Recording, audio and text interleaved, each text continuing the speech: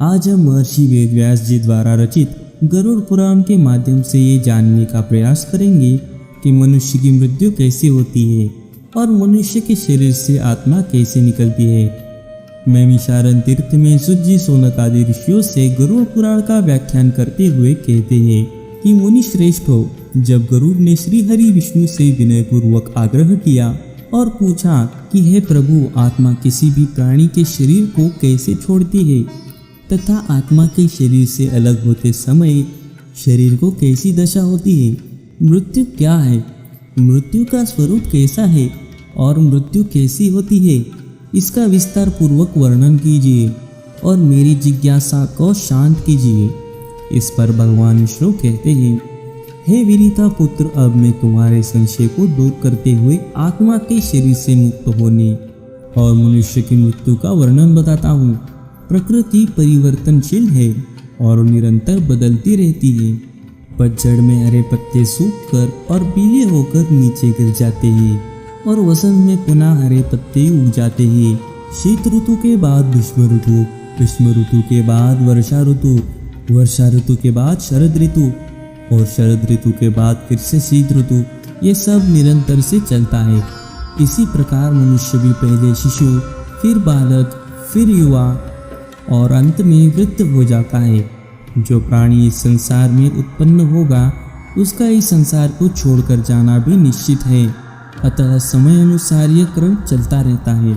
इसी क्रम में जब व्यक्ति अपनी औसत आयु को पूर्ण कर लेता है, जैसे कि मस्तिष्क का रोग, आँखों का रोग, कानों का रोग, नाक का रोग, मुंह का रोग, गले का रोग, हृदय का रोग, उदर का रोग, पैरों का रोग इत्यादि कई प्रकार के रोग हो जाते हैं। उसका कंठ अवरोध होने लगता है, उसकी आंखों में आंसू आने लगते हैं, उसकी हृदय गति रुक जाती है, हृदय सुन्न होने लगता है, उसे अत्यंत उतन होने लगती है। उसने उसके जीवन में जो भी कुछ शुभ या अशुभ कार्य किए हो या जो भी घटनाएं घटी हो, उन सभी का स्मरण उसे होने लगता है। वो सब एक चलचित्र की भांति उसकी आंखों में दिखता रहता है। इस भावना के दौरान उसके मन में जीवन भर अर्जित संपत्ति और प्रियजनों के प्रति अत्यधिक आसक्ति रहती है। उसके प्राण निकलते समय उसे अत्यधिक कष्ट होने लगते हैं। इस समय वो अपने प्रियजनों को पुकारता है और उनसे बात करना चाहता है, उनसे कुछ कहना चाहता है, लेकिन सामर्थ्यवान होने के कारण कुछ नहीं कर पाता और उसकी बातों को पास बैठा कोई भी समझ नहीं पाता। जब उसकी सांस जा रही होती है तब वो सांसों को वापस लाने के लिए संघर्ष करता है।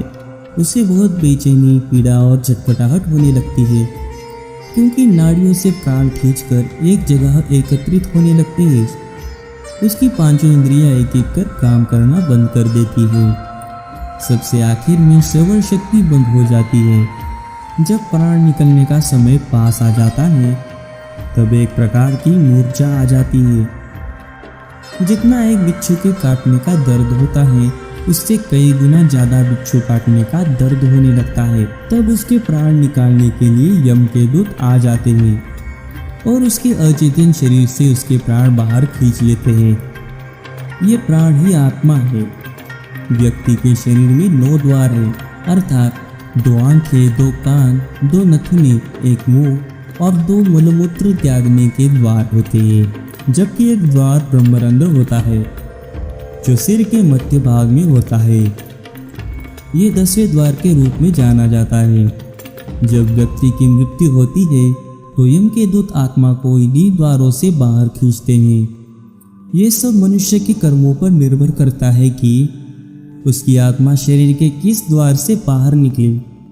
जो लोग श्रेष्ठ योगी, संत महात्मा, ऋषि मुनि, सर्वहितेशी और भगवान के भक्ति मार्ग पर चलने वाले होते हैं, उनकी आत्मा ब्रह्मरंध्र से अपने आप देह का त्याग करके शरीर से बाहर निकलती है।